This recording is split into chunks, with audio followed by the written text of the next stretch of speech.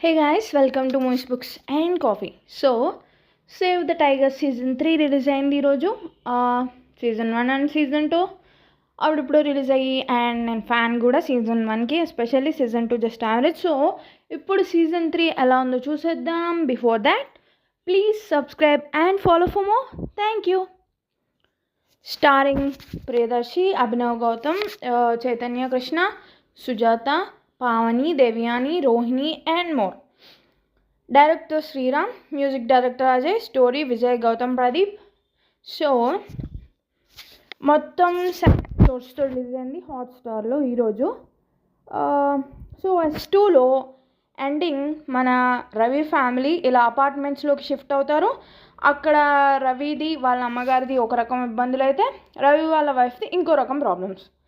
రాహుల్ ఏమో రైటింగ్ మానేసి జాబ్లో సెటిల్ అవుతాడు, బట్ అది పోతుంది, ఆ కష్టాల్లో ఉంటాడు. ఇక విక్రమ్ ఏమో డివోర్స్ రాకుండా పడే తంటాలు. సో ఇలా ట్రబుల్స్ ఫేస్ చేస్తూ ఇంద్రుని తిట్టుకుంటే ఆయన ఆ ప్రాబ్లమ్స్ని సాల్వ్ చేయమని చిత్రగుప్తుని నియమిస్తాడు. అది ఒక ప్రపంచంలో ఉన్న ముగ్గురిని ఇంకో ప్రపంచంలోకి షిఫ్ట్ చేస్తారు, ఇంకో ముగ్గురిని ఇటు తెస్తారు. స్వాప్ అనమాట. 3 కపుల్స్, 3 జంటల్ని, సో 6 పీపుల్ని. సో ఇది ప్లాట్ సింపుల్గా. ఒకటి చూసుకోవాల్సింది ఏంటంటే కొంచెం బూతులు లాంగ్వేజ్ ఉంది. సో ఫ్యామిలీస్తో వాళ్ళతో చూస్తే మేబీ కొంచెం ఇబ్బంది ఉండొచ్చు. ఇంకా రివ్యూలోకి వస్తే సీజన్ 2 ఎప్పుడో రిలీజ్ అయిన అప్పుడు చూసాను నేను.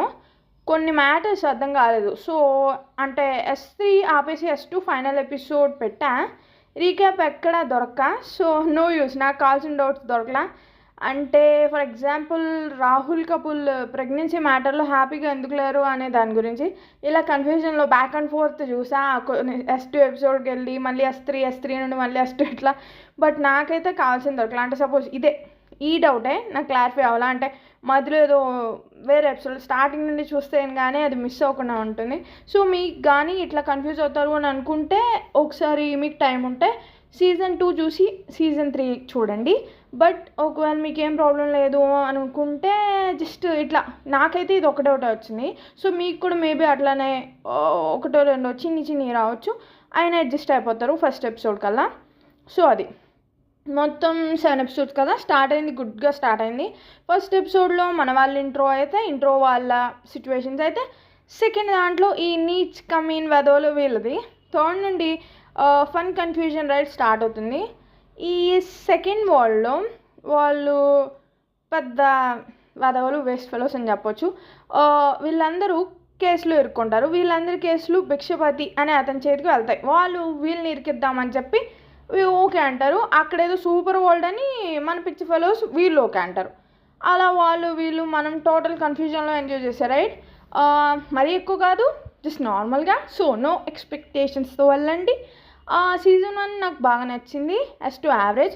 బట్ అవి ఎప్పుడో సో సరిగ్గా గుర్తులేదు, వాటితో కంపేర్ చేయలేను. కానీ ఇది బాగుంది. ఐ గెస్ మేబీ S2 కన్నా, బికాస్ నేను ఎంజాయ్ చేస్తున్నా. బట్ చెప్పలేం, ఎప్పుడో అయిపోయింది కదా. దానికి మించి ఉందో లేదో నాకు క్లారిటీ అయితే లేదు కరెక్ట్గా. సో బేసికల్గా సింపుల్గా ఇది రివ్యూ. అంటే నేను ఒక పనిలో ఉన్నాను అనమాట. సో అర్జెంట్ రివ్యూ ఇది. చిన్న మైనస్లు ఉన్నా అవి డౌన్లోడ్ అయిపోతాయి. ప్లస్ పాయింట్స్ అంటే కొన్ని మంచి సీన్స్, ఇచ్చిన ఎంటర్టైన్మెంట్, రోహిణి గారి క్యారెక్టర్ ఇలా. కానీ నాకు ఉన్న ఒకే ఒక డౌట్ ఏంటంటే, నేను గూగుల్ కూడా చూశాను ఆఖరికి, లాస్ట్ ఎపిసోడ్ మాత్రం చూడలేదు. సో మేబీ అందులో ఆన్సర్స్ ఉన్నాయో నాకు తెలిసి లేవనుకుంటా. ఎనీవే, అదేంటంటే రామాయణంలో పిడకల వేటల ఇంద్రుడు దగ్గర చిత్రగుప్తుడు ఎందుకున్నాడు అనేది చెప్పి అదొకటే నా పెద్ద డౌట్. సో ఎంజాయ్ చేయండి, సబ్స్క్రైబ్ చేయండి. See you all soon. Signing off, మీ MBC. ఈరోజు మూవీకి వెళ్తున్నా, సమంత గారిది మా ఇంటి బంగారం. రేపు దాని రివ్యూతో మీ ముందుంటాను. See you all soon. Signing of.